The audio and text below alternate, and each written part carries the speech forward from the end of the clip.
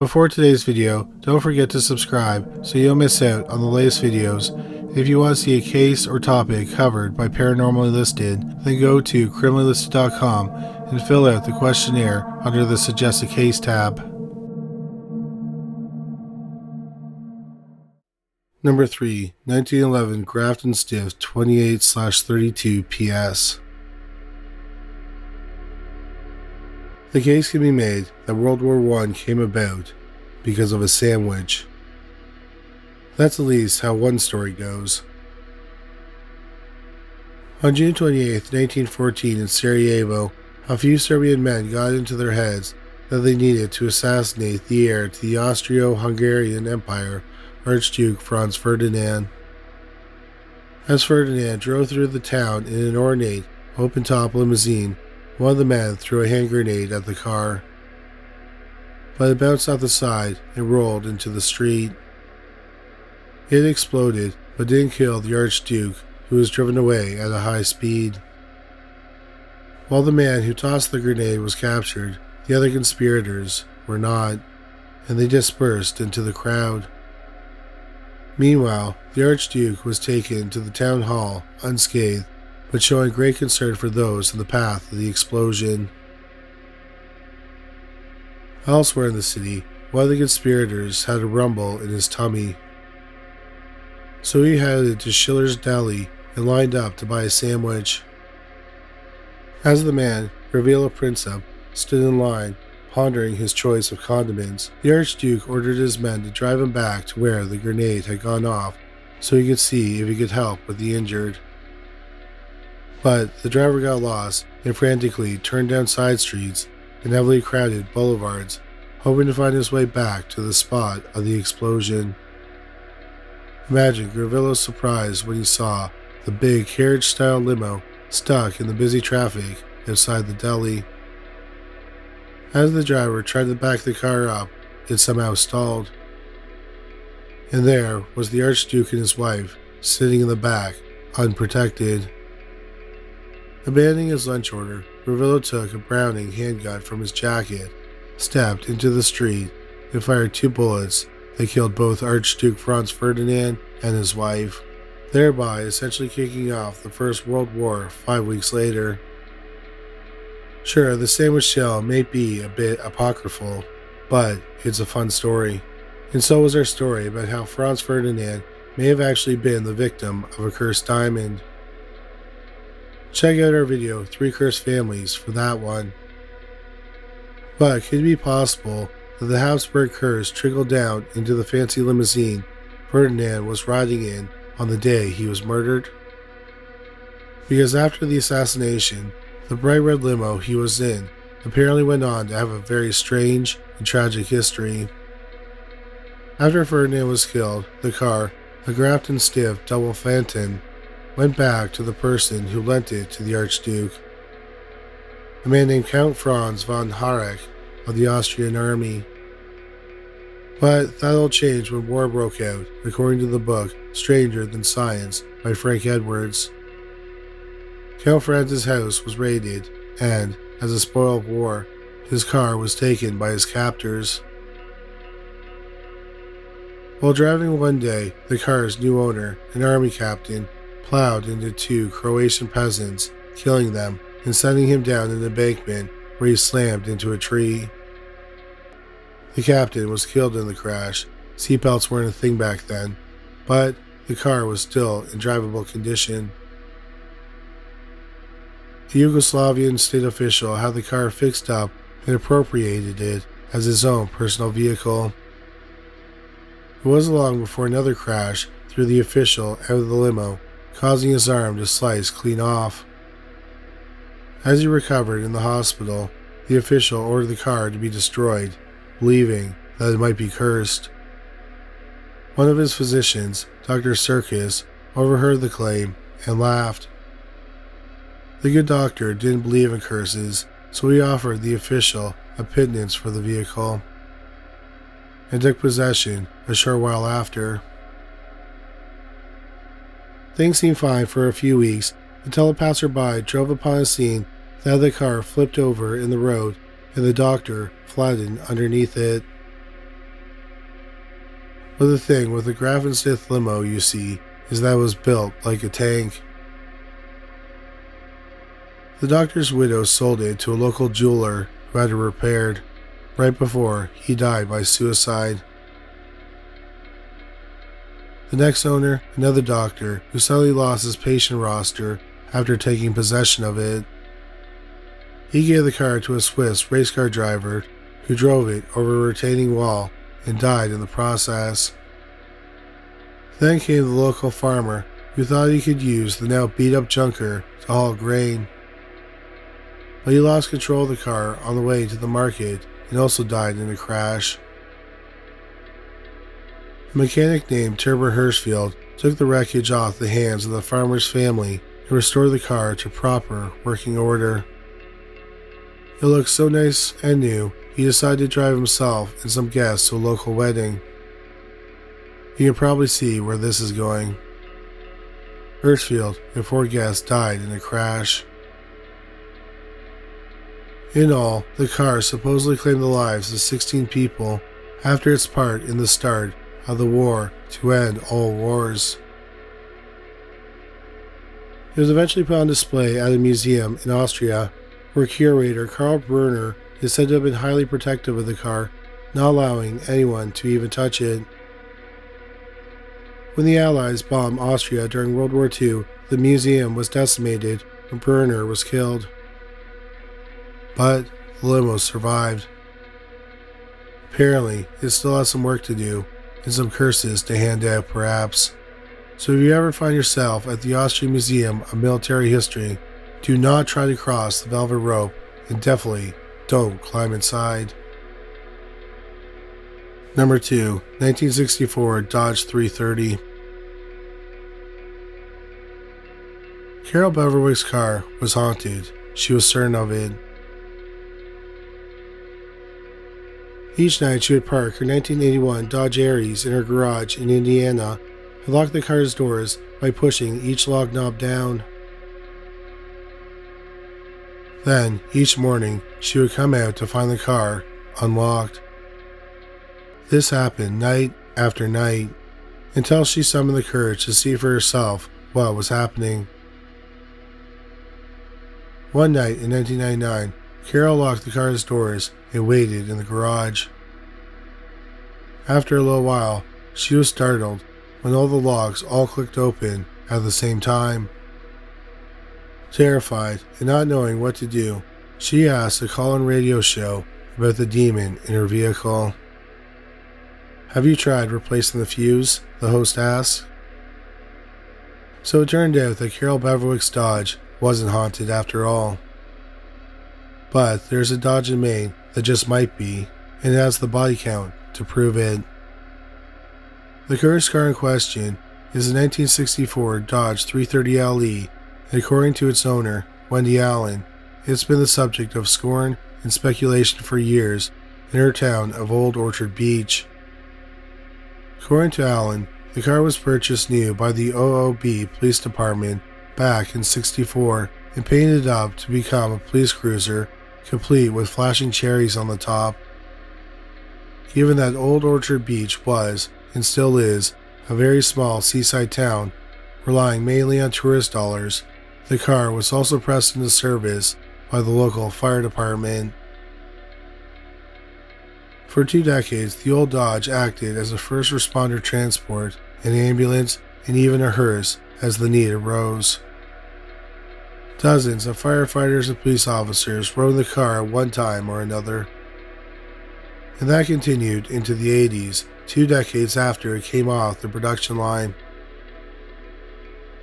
When it was finally retired, it was sold to Wendy Allen's family and repainted a rusty copper color. Eventually, however, the car broke down, and with no desire to fix it, it sat abandoned and covered with a tarp on Wendy's property. And that's when she says the rumors began. As in many small towns, the grapevine in Old Orchard Beach began to buzz that the car was haunted.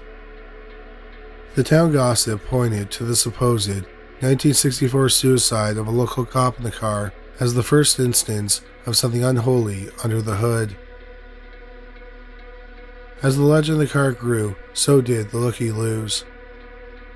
Alan says that over the years, she's had to chase off more than a few curious kids as they tried to steal parts of the car as souvenirs. Word of the Dodge's demonic doings eventually made their way to an elderly, church-going woman in the town who grew determined to cast the devil out of the derelict 330. This was in early 2001. A couple of months later, this God-fearing woman was decapitated when she drove under an 18-wheeler. For many of the woman's church friends, this was proof of her suspicions. They repeatedly tried to destroy the car during clandestine nighttime missions to Wendy Allen's backfield. Those attempts proved unsuccessful, but the car's legend grew. More and more local thrill seekers dared each other to go at least get close enough to touch the cursed Dodge. One of those people, according to town lore, was Matthew Paul Cushing. On February 19, 2008, Matthew and his buddies snuck onto the property and vandalized the car. The next day, Matthew killed his family's dog. Then, lay in wait for the rest of his clan to come home. As each family member came through the door, first his younger half-brother, then his mother, and then his stepfather, Matthew incapacitated them with a stun gun, and then stabbed each one to death. Then he set fire to his house in Old Orchard Beach. During his trial, Matthew pleaded guilty to the triple murder, thus denying the world any kind of explanation for what he had done. The curse's body count might have remained at 4 had it not been for the events a year and a half later, when former OOB police officer Bruce Savoy shot and killed his wife before turning the gun on himself. According to Wendy Allen, Savoy had been one of the officers who had frequently found himself in the Dodge while on the job in the old days. Given 2 murder-suicides, Allen says that a few members of the church came to her property and ripped the car apart, taking off with pieces of the vehicle to be scattered far and wide. One of those men, Allen believes, was the former congregational minister, Dan Randall. On December 18, 2016, Pastor Dan brought a shotgun to his ex-wife's house, shot his daughter, and then turned it on himself. These days, the old Dodge, or what's left of it, sits covered up by a torn tarp on Wendy Allen's property, covered with weeds and brush, perhaps waiting for its next victim. Number 1. 1955 Porsche Spyder. James Dean had a clause in his contract with Warner Brothers Studios that, under no circumstances, was he to race cars while in production on a movie. So when the actor wrapped filming on the film Giant in the fall of 1955, he wasted no time in trading in his Porsche 356 Super Speedster for an even faster car to enter in an upcoming race in Salinas, California, 300 miles north of LA. Dean's new car, a 550 Porsche Spyder, was only less than 200 produced by the German automaker that year.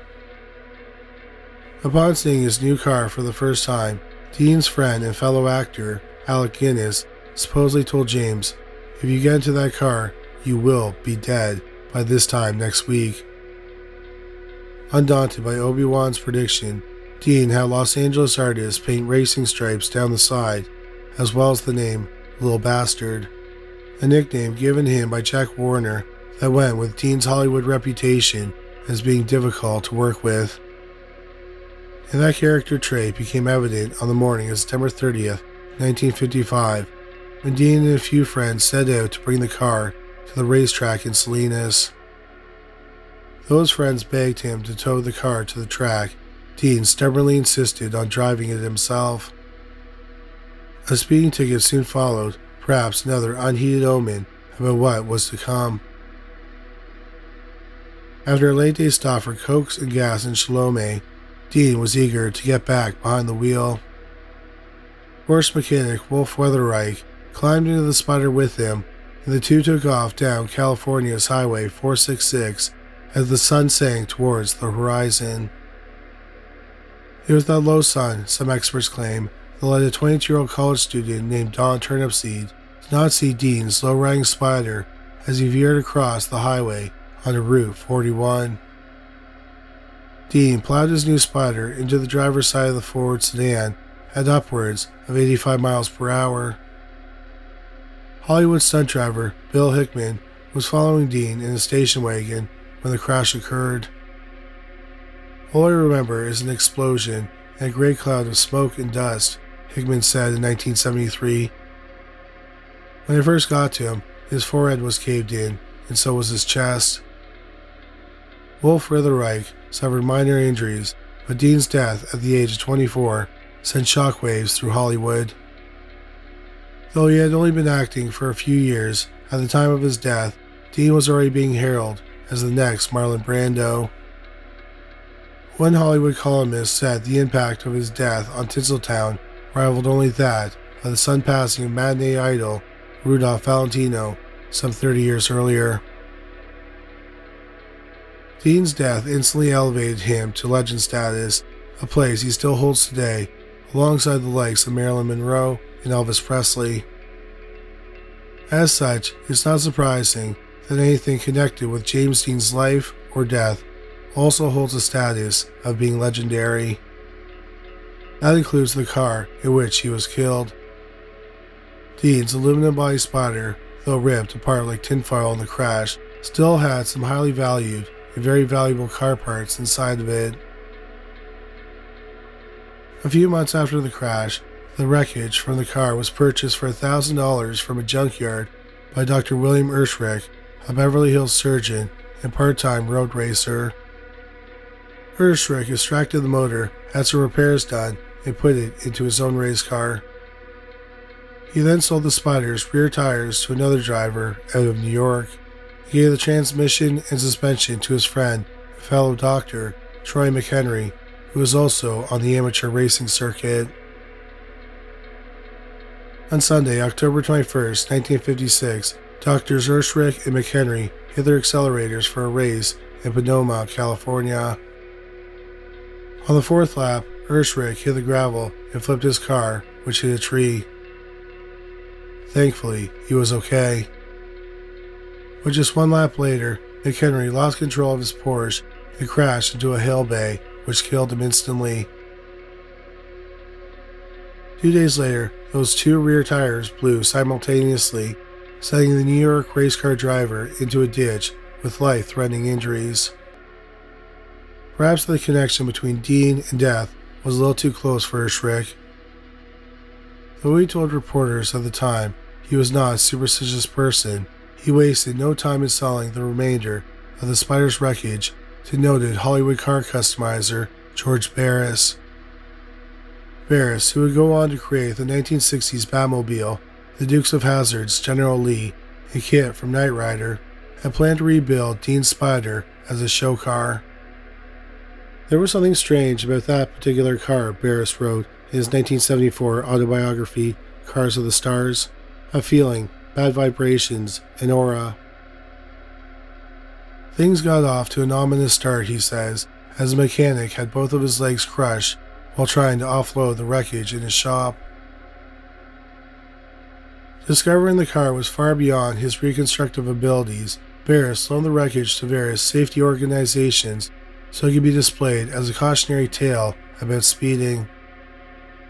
It was during one of these exhibitions that the car somehow fell off its stand, crushing the hip of a teenage bystander. According to Barris, who, it should be pointed out, was something of a showman, the car's wreckage also indirectly maimed a thief who was trying to steal the steering wheel. Later, while housed in a storage container, the car mysteriously caught fire, however, suffering surprisingly little damage.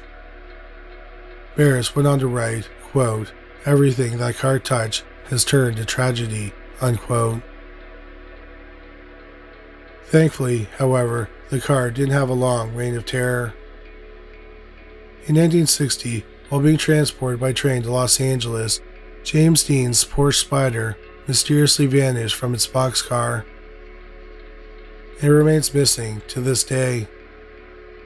But perhaps the curse lives on, even without the car.